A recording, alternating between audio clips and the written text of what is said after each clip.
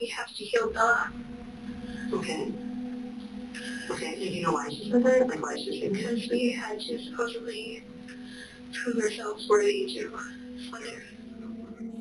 Many young girls play out an imaginary world only hoping one day it would become a reality, but no one would expect the gruesome acts two young girls would carry out in order to make their fantasies come true. In 2014, two 12-year-old girls were charged with attempted first-degree intentional homicide for what was a plot planned over months to kill their classmate and friend, all to appease Slender Man. So, who was he? In 2009, an online forum posted a contest for Photoshop supernatural images that could pass as being real in other paranormal online forums. Eric Knudsen submitted 2 black and white photos of a tall, thin, and faceless man stalking children. One of the captions read, "We didn't want to go. We didn't want to kill them. But its persistent silence and outstretched arms horrified and comforted us at the same time." Eric called his monster Slender Man. Started doing the posts and the pictures. I was just impressed that the people in the thread itself thought it was really cool and interesting, and really never expected it to go out of the thread. I think someone even in the thread remarked like, "Oh, wouldn't it be funny if we put these out there and people thought they were real because it's so interesting and unique and, strange." From the beginning, it was meant to be a meme. However, to 2 young girls, he was more than a ghoulish creature. Morgan Geyser and Anissa Weier discovered Slender Man sometime in October 2013. They found him on CreepyPasta Wiki, a website dedicated to internet horror stories. Morgan told Anissa they had to prove themselves worthy to be a proxy or servant to Slender Man. So they decided to kill for him. This would not only prove they were serious followers of the faceless creature, but it would prove to them that he was real. Okay, can you tell me what happened? So, there's this website called the CreepyPasta Wiki. Okay. It's full of like horror stories that are meant to purposely scare you through like online literature and all that. Okay. And there's one of them called Slender Man. It's like really Slender Man. It's Slender? Slender Man. Oh, Slender Man. Like a skinny guy. Yeah. Okay. And he has these proxies or servants, as people call them, Okay. masky and tidy. And Morgan said, "Hey, Anissa, we should be proxies." And I was like, "Okay, how would we do that?" And that was around end of December, beginning of January. Okay. Alright, so back in December, January, Morgan Yeah. told you like, hey, we should be proxies. Type thing. Yeah. And you said what? Like, I said, "Okay, how would we do that?" And she said, "We have to heal Bella." okay. Okay, and do you know why she said that? Like, why she said that? Because we had to supposedly prove ourselves worthy to Slender. So who were they going to kill? They were going to kill their friend Payton Leutner, who went by the name Bella. Bella was a social butterfly opposite of both Anissa and Morgan, who were socially isolated.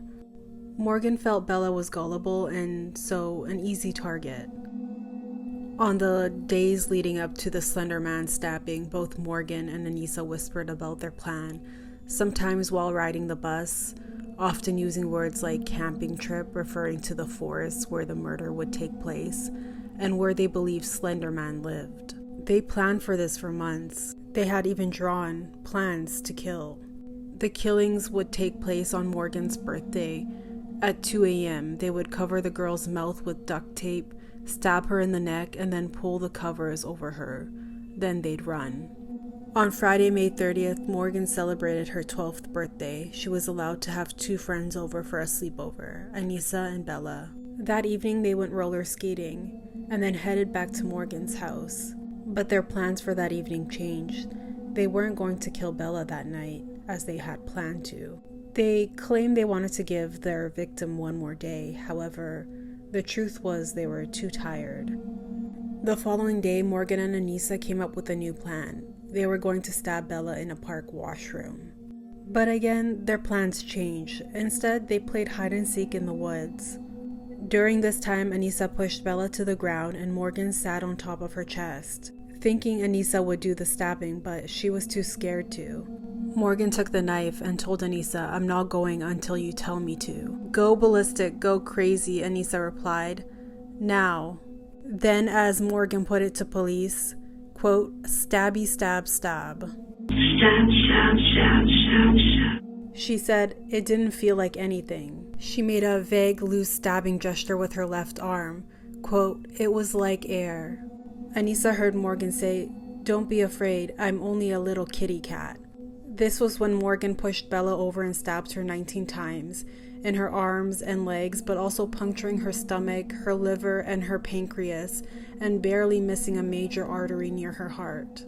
Tell me that she got her in the lung, right here 6 times, and then like in the leg a few times. Okay. And then she walked away covered in blood, and then Payton started screaming, "I trusted you, I hate you all." Bella cried, and Anissa remembers her screaming, "I hate you, I trusted you." Anissa told her to be quiet and they would get her help, but Morgan took Bella further deep into the woods, and then both her and Anissa fled. Bella got up, she grabbed a couple of trees for support, and she walked until she hit a patch of grass where she could lay down. Injured and bleeding, Bella pulled herself out of the woods and into the open where someone could find her. A biker that Saturday morning came upon her lying in the grassy area. According to reports, the man Greg Steinberg took a route through the brush that was chained off. Bella stopped him, asking, "Can you help me, please? I've been stabbed multiple times." The man immediately called 911 and offered her some water. On the call, he can be heard comforting Bella, saying, "Honey, he's coming. They'll be here any minute." Soon after, an ambulance arrived. Dr. John Kielman, who operated on Bella that day, said if the knife had gone the width of a human hair further, she wouldn't have lived. Can I ask you a question? Yes. Where is Bella's body now? Bella's at the hospital. Okay. I thought it was still out there. The crime scene. Did you think that she died? Yeah. Okay. She is alive. Okay. How does that make you feel? It makes me feel kind of happy and kind of worried that, like, I'm just scared all around. As for Anissa and Morgan, they both fled, washing up in sinks in the Walmart bathroom and filling their water bottles there. Then the girls wandered around Waukesha for a couple of hours, crying and singing and wilting in the heat until they were picked up by police as they sat in the grass near an entrance to an interstate.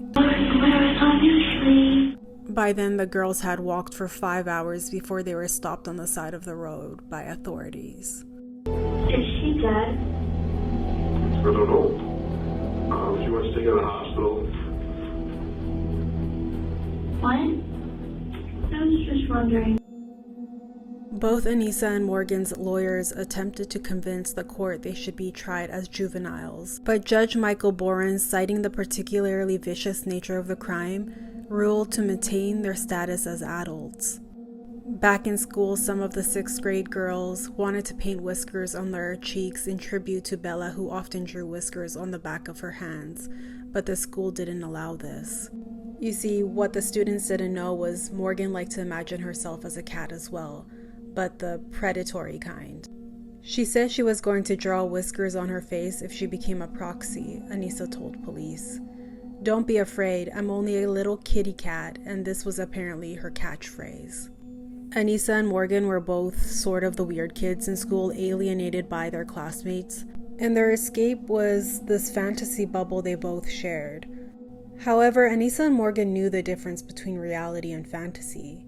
He does not exist, Anissa told police on the day of the stabbing. He is a work of fiction. The issue here is they did not want to leave their imaginary world behind. Morgan seemed to have more trouble detaching. Yes, she admitted the attack on Bella was probably wrong. She said, "I honestly don't know why we did this." Even Morgan's teacher found her to be odd. Jill Wiedenbaum, a teacher of Morgan's, testified that Morgan sometimes engaged in inappropriate attention-seeking behavior, such as barking like a dog or catching insects and flinging them at classmates. In the 6th grade, Jill was concerned enough to talk to Morgan's mother. In January, Morgan was briefly suspended for bringing a hammer to school, but compared to the kind of misbehavior familiar to middle school administrators, Morgan's seemed to be benign. She had an above-average IQ, her grades were fine, she was responsive, curious, and a gifted artist. Sometimes she doodled or appeared to be distracted, but she did her homework on time.